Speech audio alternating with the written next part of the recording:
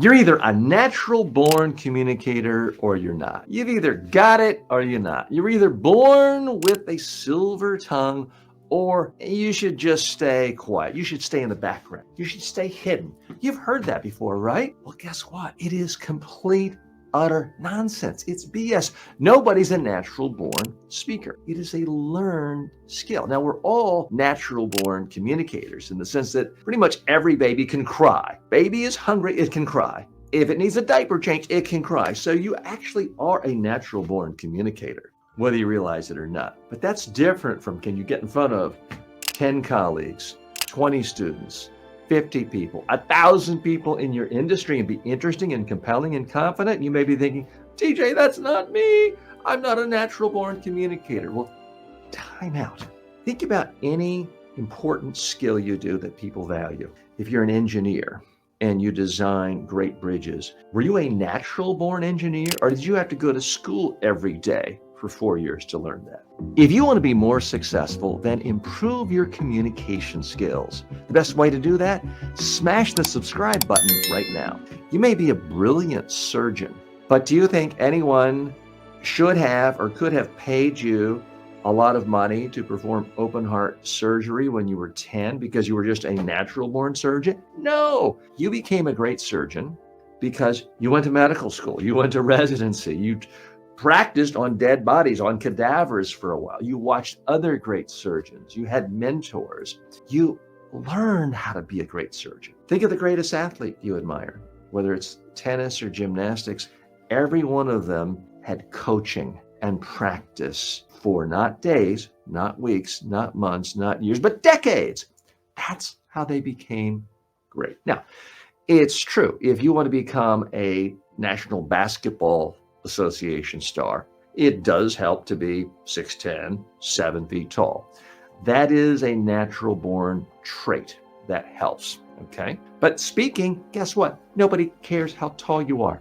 I've never yet seen any speaker out on stage and audience members stand up and say, hey, before you give the next part of your speech, let's see how many pounds you can lift to make sure you're strong enough. No, nobody cares about that. When you are up on stage and people are watching you, you can be 4 feet tall. People will think of you as 6, 7, 8, 10 feet tall because they're looking up at you.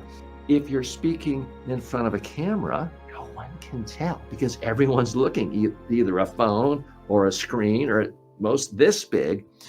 You can look like you're big enough to fill up the screen, and that's all that matters. What I love about speaking is it's something that requires 0 genetic rare traits.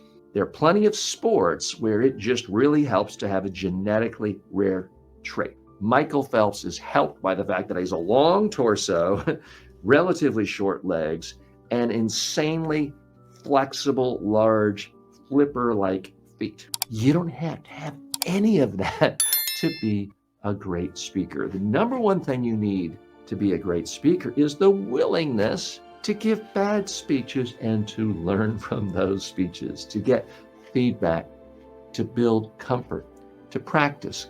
It's kind of the same way someone becomes a great comedian. You ask most great comedians, what does it take? Are you just naturally born funny? And one of the things they'll tell you is you have to have the stomach to get in front of audiences every night for 2 years and be awful and get almost no laughs. That's how you become a great stand-up comedian.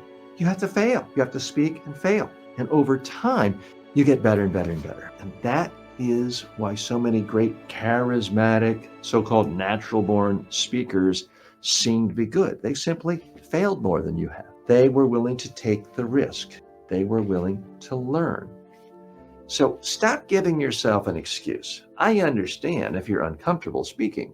Chances are none of your teachers ever taught you how to speak. Chances are you've never been trained and had someone put a video camera on you and tell you what works and what doesn't work and how to get better.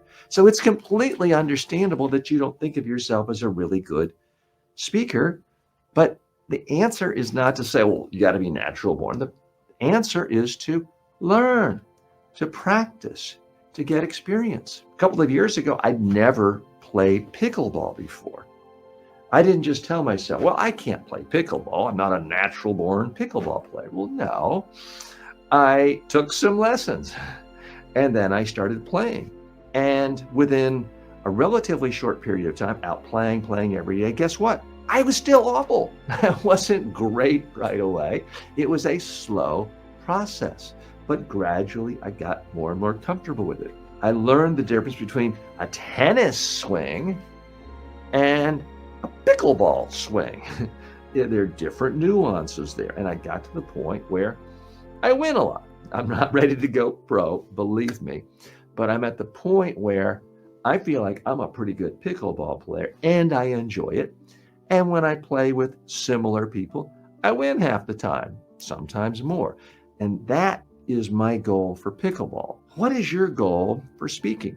You might not want to be the next Anthony Robbins out giving motivational speeches in front of 20,000 adoring fans. You don't have to do that, but you might want to be someone who can pitch 10 investors on your startup and walk away with $1 million check to create a business that has a huge impact on the world. You might be someone who's a mid-level manager now in a corporation, and you want to become the CFO or the CEO one day, and you've got to get comfortable speaking routinely to 10, 20 investors, 10, 20 vendors, 100 employees.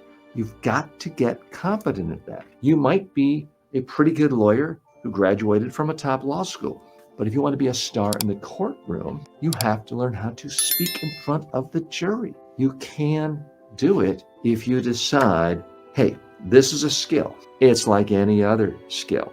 I can learn by doing. I can make incremental progress. I'm not going to tell myself this is something you're either born with or you're not, because that is a complete myth designed to keep you down.